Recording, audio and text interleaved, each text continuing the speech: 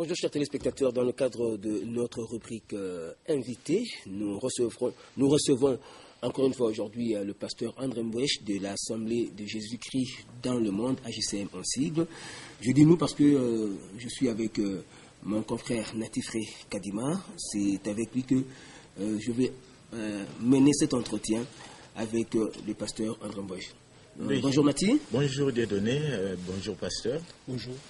Si nous vous avons invité pour la 1e fois, c'est pour parler de votre chanson, la chanson qui a attiré l'attention de nombreux téléspectateurs qui ont voulu à ce que vous reveniez pour qu'on en parle. D'entrée de jeu, dites-nous le titre de la chanson, la suite vous sera communiquée. Dites-nous d'abord le titre de la chanson. Le titre, c'est Moi en pâté, l'agneau de Dieu, Jésus-Christ. Pourquoi vous, je sais que vous êtes pasteur bien sûr, mais pourquoi vous titrez votre chanson Moi en pâté? Vous pouviez prendre un autre titre, pourquoi Moi en pâté? Bon, c'est le titre qui m'avait été donné par le Seigneur parce que je dois expliquer la source d'inspiration. Voilà. En 2006, quand ma mère est décédée, j'étais vraiment en larmes. C'est alors que, dans mes pleurs, pensant ce qu'elle représentait pour moi, parce que je suis devenu ce que je suis, serviteur de Dieu, et c'est grâce à elle, et je précise qu'on ne devient pas serviteur de Dieu, on est serviteur de Dieu. Et ma mère, qui m'a mis dans la chorale des protestants à l'âge de 12 ans, pour que je puisse apprendre à chanter, avant que je devienne ce que je suis, Dieu lui avait donné une révélation sur l'enfant qu'il mettrait au monde, qui sera son serviteur, et c'est ce que je devais faire. Et toute sa vie, elle a fait que je devienne serviteur comme Dieu lui avait recommandé. Et quand elle est morte, j'étais vraiment affecté.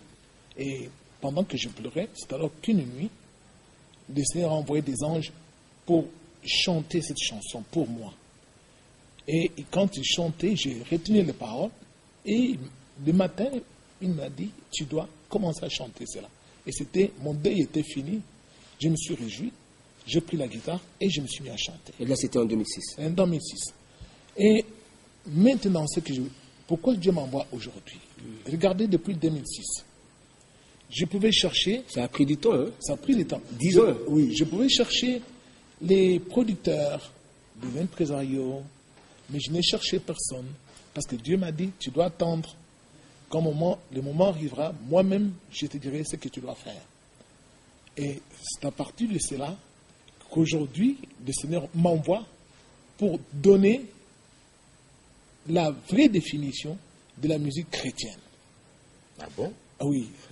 C'est alors qu'il m'a ordonné de venir donner la vraie définition de la musique chrétienne à tous les peuples croyants qui connaissent ce que c'est la vraie musique chrétienne. Alors pour vous, quelle est cette définition de la vraie musique chrétienne? La vraie musique chrétienne, elle est gratuite. Parce que sa source d'inspiration vient du Saint-Esprit. Le Saint-Esprit donne gratuitement. Et qu'est-ce que Jésus a dit? Allez prêcher, guérissez les malades, ressuscitez les morts, purifiez les lépreux, chassez les démons. Vous avez reçu gratuitement et vous aussi donnez gratuitement. Mais or, aujourd'hui, qu'est-ce que nous constatons? La musique soi-disant chrétienne est vendue. On va y revenir. Prenons un peu votre chanson, comme ça, après que nous ayons vu et entendu ce que vous avez proposé aux enfants de Dieu en termes d'œuvre musicale. Nous allons débattre de ce sujet-là. Okay. Merci beaucoup. Merci.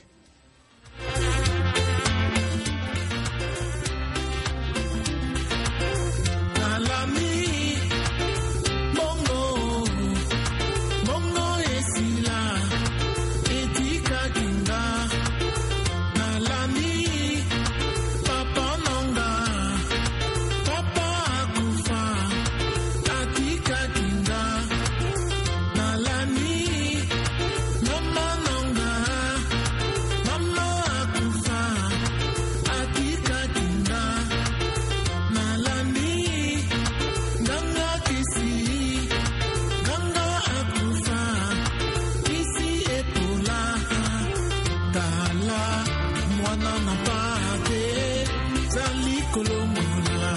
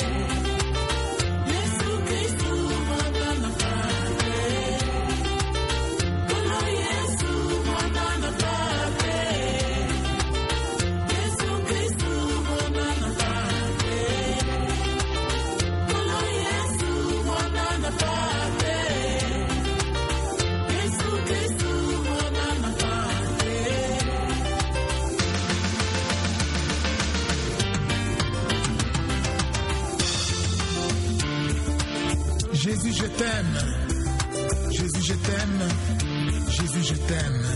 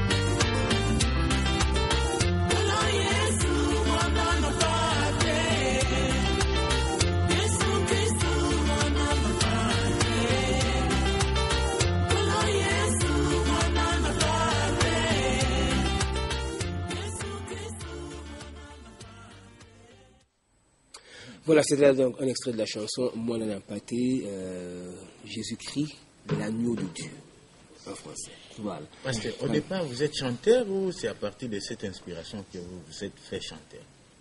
Je vous ai dit que ma mère m'a mis à la chorale des protestants depuis l'âge de 12 ans. C'est là où j'ai appris à chanter. Voilà. Alors, revenons à notre débat. Oui. Alors, vous êtes venu, vous avez dit que le Seigneur vous a envoyé ici sur le plateau de la télévision nationale pour que vous puissiez donner la vraie définition de la musique chrétienne. Et pour vous, la musique chrétienne, on doit la jouer gratuitement, elle ne doit pas être vendue, alors que aujourd'hui, nous savons qu'il y a des frères et sœurs qui n'ont comme travail que évangéliser par la musique. Ouais. Or, nous le savons, s'ils ne vendent pas, nous avons des chrétiens aujourd'hui qui sont lents à donner, c'est-à-dire à soutenir les enfants de Dieu qui ont choisi d'évangéliser par la musique. Et il faut ajouter que les studios ne sont pas gratuits non plus. Voilà. Merci beaucoup. D'abord, je remercie tous les peuples de Dieu qui ont manifesté leur volonté ferme de pouvoir m'entendre à nouveau à ce sujet. Cette soif d'apprendre la vérité, de connaître la vérité, ne vient pas de vous, mais vient du Seigneur Jésus-Christ qui m'envoie pour vous. Comme j'ai dit la fois passée, la musique chrétienne a fait son apparition dans l'église de Dieu, dans le temple, qui est la maison de Dieu, depuis le temps du roi David. C'est lui le premier chanteur. Quand on retourne à la source, j'ai donné des références bibliques la fois passée dans 2 Samuel, au chapitre 1, comment David composait les chansons et qu'il mettait ces chansons à la disposition de tous les enfants d'Israël gratuitement. En ce temps-là, il n'y avait pas de CD, mais il y avait des rouleaux de papyrus. Et ça coûtait excessivement cher. C'était un luxe. Comme de nos jours aussi, les CD sont un luxe. Et savoir écrire, lire, c'était un luxe.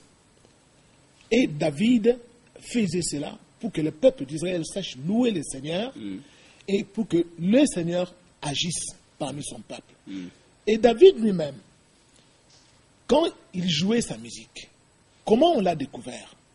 Il n'est pas allé chercher les impresarios pour produire sa musique. On l'a découvert parce que quand il chantait, les esprits quittaient les gens et les gens étaient guéris. Pourquoi? Parce qu'il avait le Saint-Esprit. C'est alors que la renommée est arrivée jusqu'aux oreilles du roi Saül, qui était lui-même agité par les esprits impurs, et on est allé le chercher. Et quand il est arrivé, il est entré dans la cour du roi pour jouer la musique. C'est qu'il était pris en charge. Et il était pris en charge par le roi, et on lui donnait aussi ce qu'il convenait pour qu'il puisse survivre. Dieu, quand il vous donne un message, par exemple, dans la chanson, pour que vous ayez évangélisé, le Seigneur Jésus-Christ, vous lisez dans la Bible qu'il est le même hier, aujourd'hui et éternellement. Il va vous donner aussi les moyens. Il va faire qu'on puisse vous découvrir. Pourquoi? Parce que vous avez le Saint-Esprit et vous chantez non pas pour faire plaisir aux hommes, mais vous chantez pour faire plaisir à Dieu d'abord, qui est le seul souverain. C'est alors que le Seigneur va s'occuper de vous. Il fera qu'on puisse vous découvrir. Mais voyez-vous, aujourd'hui, ce n'est pas pareil. S'il vous plaît, pasteur, justement, aujourd'hui ce n'est pas pareil parce que la conjoncture n'est pas la même.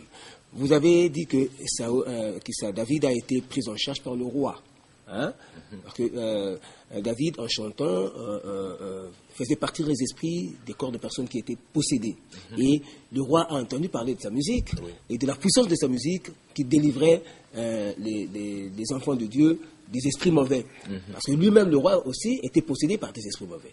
Alors, il a appelé David, qu'il a délivré de ces esprits par le chant, et il était obligé de le prendre en charge. Et je crois qu'en ce moment-là, David était peut-être le seul musicien qui pouvait réussir cet exploit-là. Hein? Dieu avait mis en lui ce pouvoir-là de délivrer les gens des mauvais esprits par le chant, par sa voix. Mais aujourd'hui, les musiciens chrétiens sont légion. Et je ne pense pas que le chef de l'État, le gouvernement, peut prendre en charge tout ce monde-là. Impossible. Et puis, comme je l'ai dit, il y a des frères et sœurs en Christ qui ne vivent aujourd'hui que de la musique.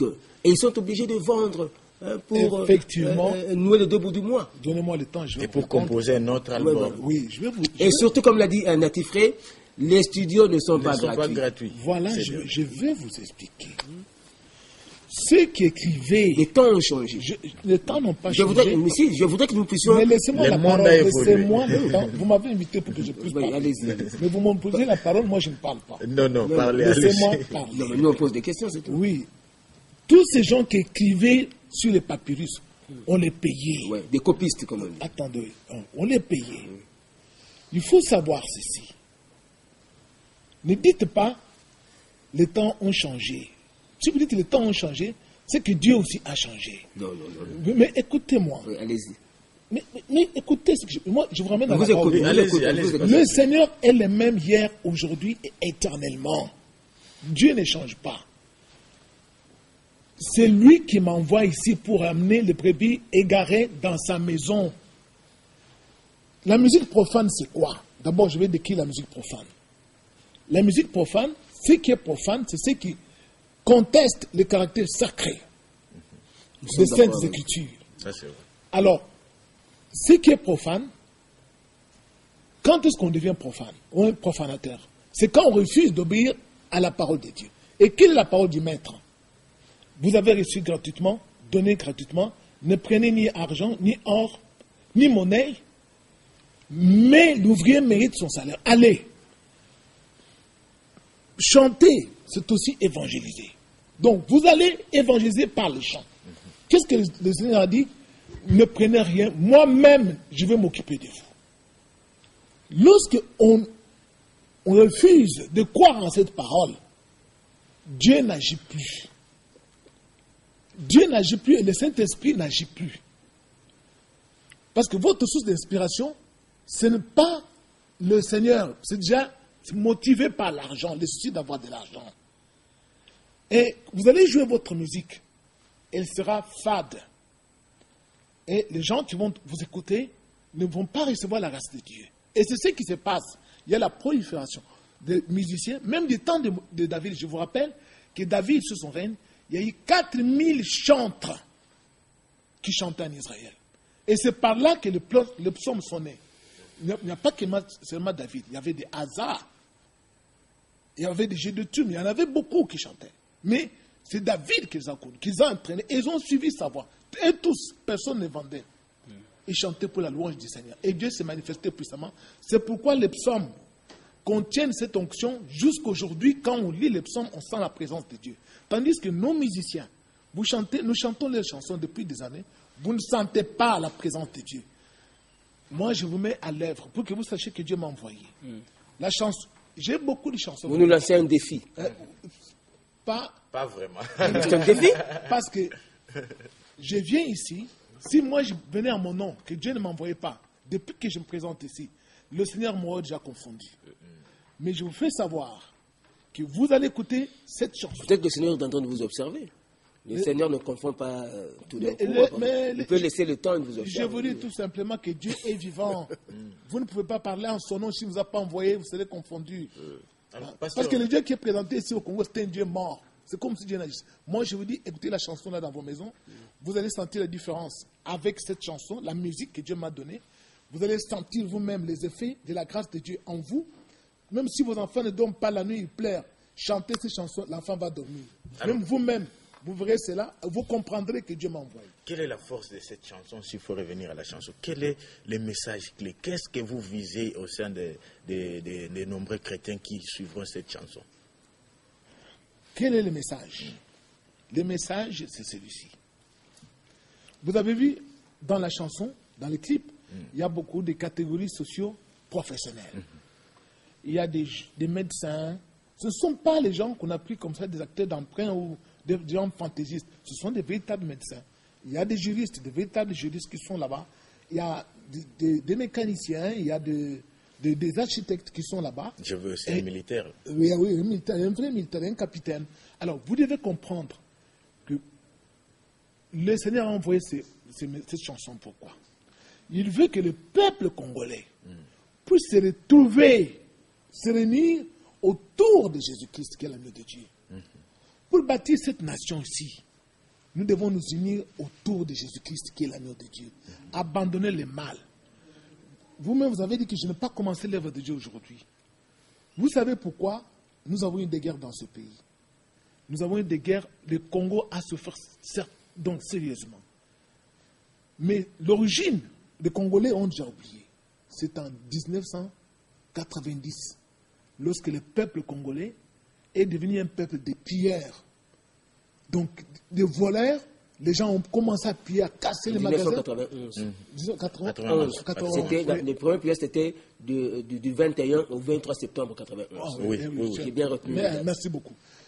Moi, en ce temps-là, je fais partie de quelques rares dont leur prière arrive devant Dieu.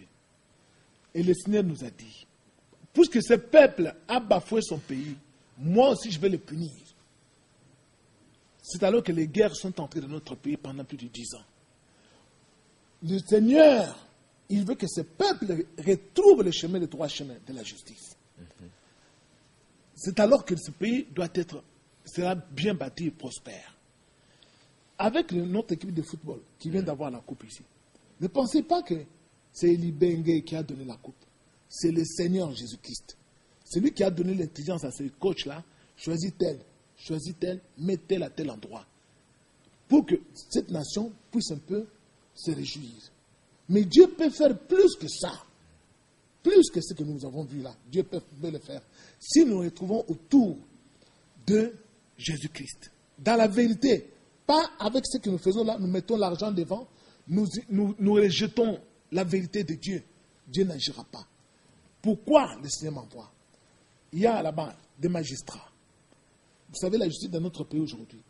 Si vous allez vous plaindre, on vous dit, Nathie, tu es venu, donne-nous l'argent pour le transport, donne-nous, je ne sais pas, les stylos, l'encre, ainsi de suite.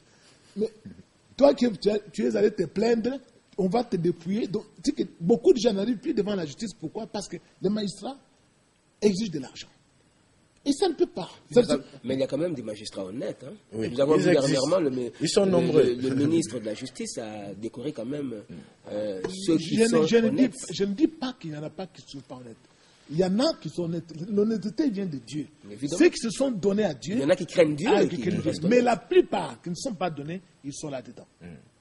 Alors, c'est pourquoi, pour bâtir une bonne nation, il faut la justice. C'est pourquoi vous voyez, il y a des magistrats là-bas. Les soldats qui sont là-bas, beaucoup de soldats, parfois se comportent, dans notre pays, on appelle les soldats les kunzi. Un enseignement, il faut savoir qu'un soldat n'est pas un kunzi. Pourquoi? Parce que c'est avec les taxes que nous payons, les impôts qu'on donne, qu'on paye les soldats. Un soldat, c'est quelqu'un qui doit monter la garde pour le peuple.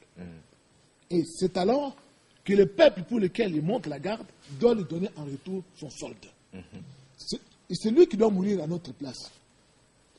Quand moi je t'engage, je te dis que tu vas mourir à ma place, qui est ton patron? C'est moi qui te paye pour que tu mettes à ma place, mais c'est toi qui vas mourir. Mais beaucoup de soldats ne connaissent pas ça. C'est pourquoi parfois ils maltraitent la population.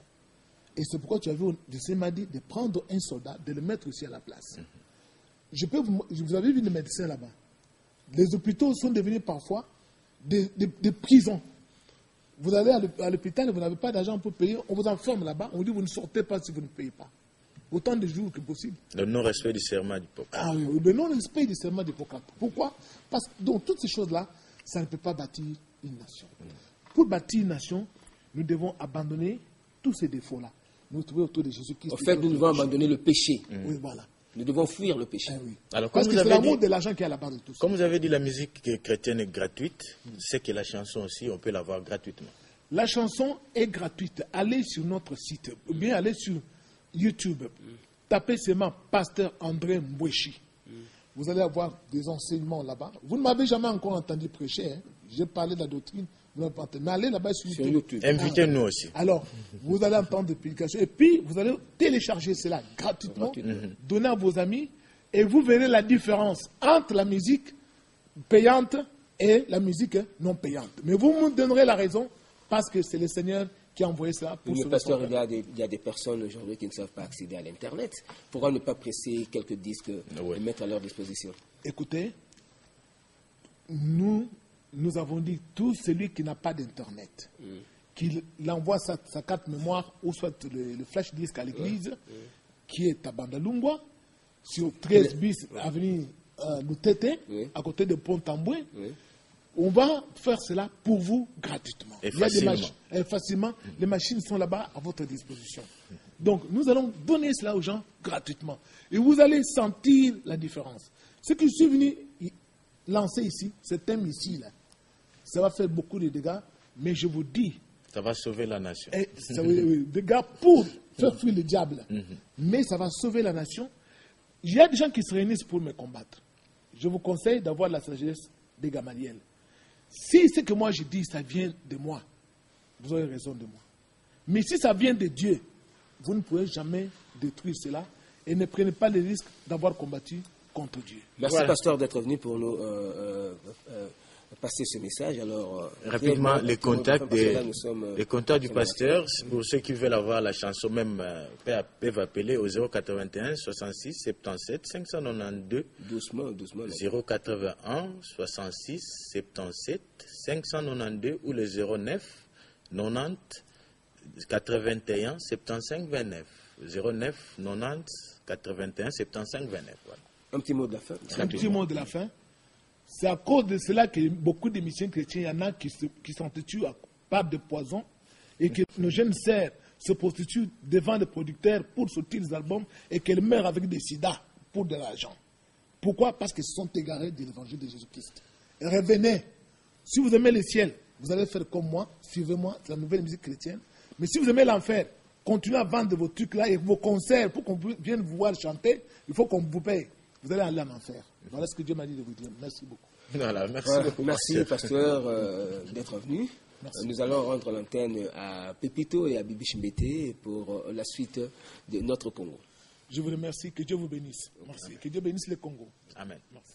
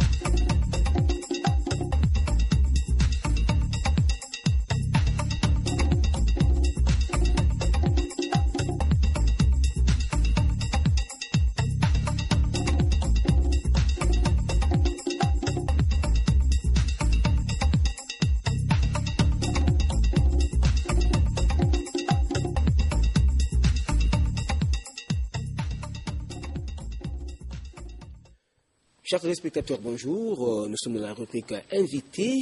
Aujourd'hui, nous allons parler de la problématique des constructions anarchiques dans la ville de Kinshasa. Et pour ce faire, Nati, nous avons deux invités, deux jeunes gens qui vont nous parler de cette problématique-là. Si vous voulez bien les présenter. Bonjour Nati. Ils sont trop ambitieux, ça il faut se le dire. Il s'agit de M. Fiston Ilangui, qui est urbaniste, et de M. Nathan Ouala, juriste. Je ne sais pas qu'est-ce qu'il vient faire dans l'urbanisation. On va le savoir tout au long de cet entretien. Oui, mais ça s'inscrit parce que nous avons un urbaniste, c'est M. Fiston Ilangui. Et évidemment, dans les problèmes de terre, les juristes interviennent toujours. D'ailleurs, les juristes interviennent dans tous les problèmes de la vie. Là, ça s'explique. C'est pourquoi je vous appelle Kwakibaka. Là, ça s'explique. Bonjour, comment vous allez? Bonjour, monsieur le journaliste, nous allons très bien. Alors, moi, je crois que vous venez de mettre le doigt dans un problème qui est récurrent dans notre pays et particulièrement dans notre capitale. Les gens construisent n'importe comment. Les gens construisent sans plan d'urbanisation. Et dans tout cela, on se demande où sont les autorités, pourquoi cette situation. On lotit des cités et sans plan d'urbanisation. Et demain, nous avons des maisons qui partent lors de la pluie parce que des maisons ont été construites sur des sites érosifs et tout ça. Alors pourquoi tout ça, monsieur Ilanga? Voilà, merci. Je commencerai d'abord par saluer nos téléspectateurs et vous remercier également pour l'invitation. Aujourd'hui, nous parlons du concept, sinon de la problématique des constructions anarchiques dans la ville de Kinshasa. D'abord, avant cela, il faudrait d'abord parler, parce que je suis urbaniste, je dois quand même faire savoir au public c'est quoi l'urbanisme. C'est vraiment intéressant, parce que tout commence là-bas. Alors, l'urbanisme, ça vient du concept latin, urbos, qui veut dire tout simplement ville. D'où, j'ai fait le latin. En tout cas, merci beaucoup. D'où l'urbanisme, c'est la science de l'aménagement des villes. Voilà. Bon, il faudrait aussi faire comprendre aux gens que c'est une science qui est jeune, c'est embryonnaire. Donc, la définition vraiment universelle de l'urbanisme, ça n'existe pas. L'urbanisme fait l'objet d'une pléthore de définitions. Alors, d'une manière laconique, ou bien dans le cadre de cette émission, nous disons ceci. L'urbanisme, c'est l'ensemble de règles techniques, juridiques, sociales et économiques qui doivent permettre un développement harmonieux, rationnel et humain des agglomérations. Ça veut dire l'urbanisme vise qu'un développement harmonieux, rationnel et humain des agglomérations. C'est ça, en quelque sorte, l'urbanisme. Voilà. C'est ce que je peux dire pour l'urbanisme. Qu'est-ce qui justifie ces fléaux de construction anarchique et où êtes-vous? Qu'est-ce que vous faites? Il paraît que ce sont vous, les urbanistes, qui construisez anarchiquement. Est-ce que on vous accuse à tort ou ils ont raison de dire ça? Voilà, il y a un problème sérieux dans les secteurs d'urbanisme. L'urbanisme se matérialise toujours par le plan d'aménagement. C'est-à-dire, dans une ville, il faudrait forcément avoir un plan d'aménagement.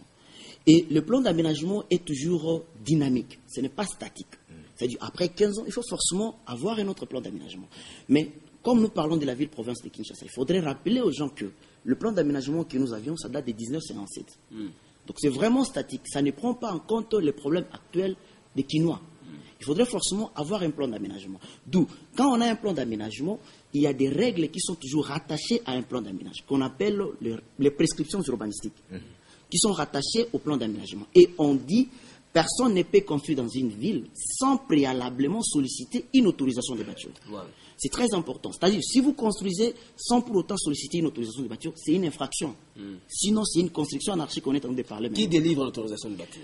L'autorisation de bâtir, ça se délivre. Ça dépend par rapport à la dimension de l'immeuble que vous voulez construire. Parce que maintenant, il y a la décentralisation, tout ça. C'est les ministres et les gouverneurs. Mais ils peuvent également déléguer leur pouvoir. Quel ministre? Faut préciser. Le ministre de l'urbanisme, aménagement des territoires et habitat. Voilà. C'est lui qui délivre et le gouverneur de la ville-province de Kinshasa.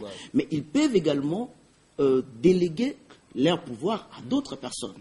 Voilà, c'est comme ça que ça se passe. Alors, je disais qu'il faudra avoir des plans d'aménagement.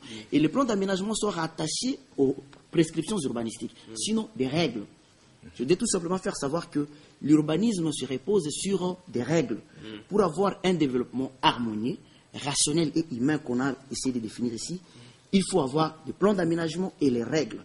Mais ces règles-là, il faut les respecter pour les respecter, l'instrument qui nous permet à faire respecter ces règles, c'est ce qu'on appelle l'autorisation de bâtir. L'autorisation de bâtir. Oui. Oui, mais bien avant, je ne sais pas, bien avant, puisqu'on on sollicite l'autorisation de bâtir quand on a un site où vous pouvez ériger votre bâtiment. Vous avez déjà ce site-là et vous devez solliciter l'autorisation de bâtir. Mais bien avant, il y a quand même des gens qui gèrent la terre, des gens qui délivrent les sites. Mais ça se passe comment?